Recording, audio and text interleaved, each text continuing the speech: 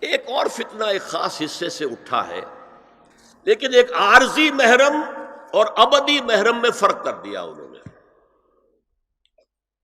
عارضی محرم کیا ہے؟ سالی جو ہے وہ عارضی محرم ہو گئی۔ کیوں؟ کہ جب تک اس کی بہن زندہ ہے جو آپ کی نکاح میں ہے، آپ کی شادی سالی سے تو نہیں ہو سکتی، تو جس سے شادی نہیں ہو سکتی وہ محرم ہو گئے، تو یہ عارضی محرم ہے۔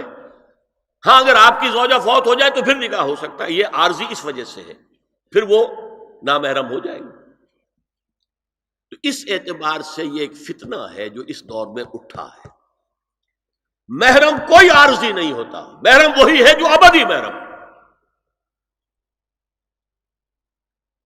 دیکھیے دیور، جبکہ اس کا شوہر ابھی زندہ ہو تو دیور سے پردہ کرے گی کہ نہیں؟ شادی تو نہیں ہو سکتی۔ ہاں بھائی مر جائے تو شادی ہو سکتی، اس کو انہوں نے کہہ دیا یہ عارضی محرم۔ اسی طریقے سے بھابھی، جبکہ بھائی ابھی زندہ ہے، پردہ نہیں، وہ شادی نہیں ہو سکتی، بھائی فوت ہو جائے شادی ہو سکتی، عارضی ہو۔ یہ بالکل غلط ہے، بہت بڑا فتنہ ہے۔ محرم وہی ہے کہ جو ابدی محرم ہے، محرم ہے کہ اس پر حرام ہے اس میں نکاح ہونا ہر حالت کے اندر۔ اور جہاں تک یہ رشتے ہیں باریک، سالی اور دیور، اس کے بارے میں تو حضور سے پوچھا گیا دیور کے بارے میں، تو آپ نے فرمایا الحم و موت، دیور تو موت ہے۔ اب آپ سوچئے ہمارے ہاں کوئی پردہ ہے دیوروں سے؟ کوئی پردہ ہے سالیوں سے؟ کوئی پردہ ہے نندونیوں سے؟ الحم و موت، موت کیوں؟ یہ دیور ہندی کا لفظ ہے، دیور کے بارے میں تو تصور یہ تھا کہ یہ دوسرا شوہر ہے، ور ہے، دیور دوسرا شوہر۔ حضور نے فرمایا الحم و موت، دیور تو موت ہے، موت کے درجے میں۔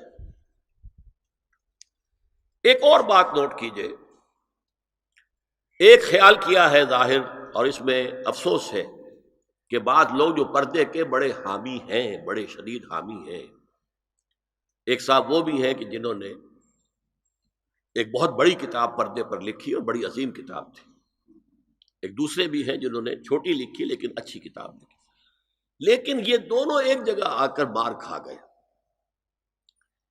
کہ یہ جو قریبی رشتہ دار ہیں ان کے ساتھ اتنی سختی نہیں ہونی چاہیے۔ حالانکہ فلسفہ سمجھ لیجیے اچھی طرح، جو قریبی رشتہ دار ہوں گے، کزنز ہیں، اب کزنز کا عیسائیوں کے ہاں شادی نہیں ہو سکتی، کزنز جو ہے جیسے سگے بھائی سے شادی نہیں ہو سکتی، کزنز سے بھی نہیں ہو سکتی، ان کا تو معاملہ اور ہو جائے گا۔ ہمارے ہاں تو شادی ہو سکتی، چچا زاد ہو، مامو زاد ہو، خالہ زاد ہو، شادی ہو سکتی۔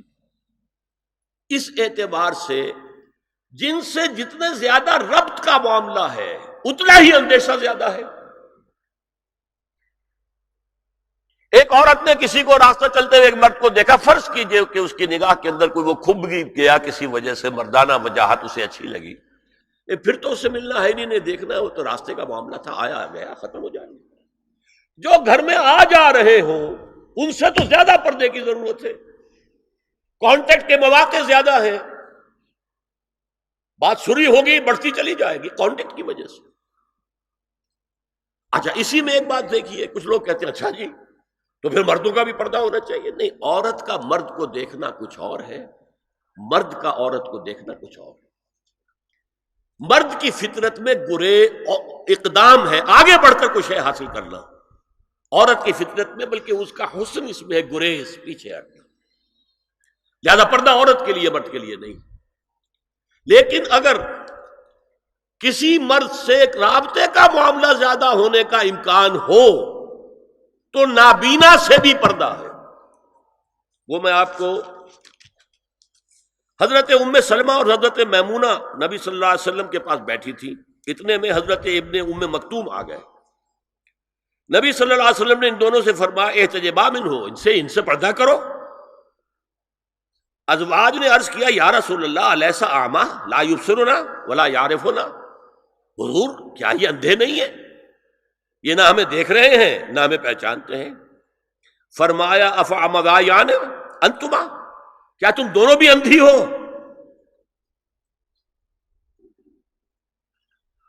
الا تبصران ہی، کیا تم نہیں دیکھ رہی ان کو؟ حضرت ام سلمہ تصریح کرتی ہیں ذالک بعد ان امر بالحجاب، یہ جب حجاب کا حکم آ گیا تھا تب حضور نے پھر یہ حکم دیا. اس کی وجہ کیا تھی؟ حضرت عبداللہ ابن مکتوم کا گھر میں آنا جانا تھا، تو اگرچہ اندھے ہیں لیکن یہ کہ یہ بار بار کا آنا جانا اس سے فتنے کا ایک دروازہ کھل سکتا ہے، اس دروازے کو بند کر دیا گیا.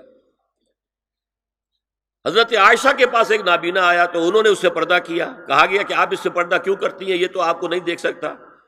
جواب میں حضرت ام المومنین نے فرمایا لاکنی انظر الیہ، میں تو اسے دیکھ رہی ہوں نا. عورت مرد کو دیکھے، البتہ یہ کہ عام حالات میں آپ بازار میں چل رہے ہیں، عورت جا رہی ہے، کوئی باہر نکلنا پڑا ہے، تو اس حالت میں اگر وہ مرد کو دیکھتی ہے تو اس میں در حقیقت وہ فتنہ نہیں ہے کہ جو گھر میں آنے جانے والے لوگوں کا ہے. تو جو یہ کزنز ہیں، جو قریبی رشتہ دار ہیں، جن کا آنا جانا زیادہ ہے، ان سے زیادہ سخت پردہ ہونا چاہیے بنسبت اجنبیوں کے، کہ اجنبیوں سے آج اگر کوئی دیکھ بھال ہوئی ہے تو اس کے بعد پتہ نہیں پھر کبھی دیکھے گا بھی کہ نہیں، یا دکھے گی کہ نہیں.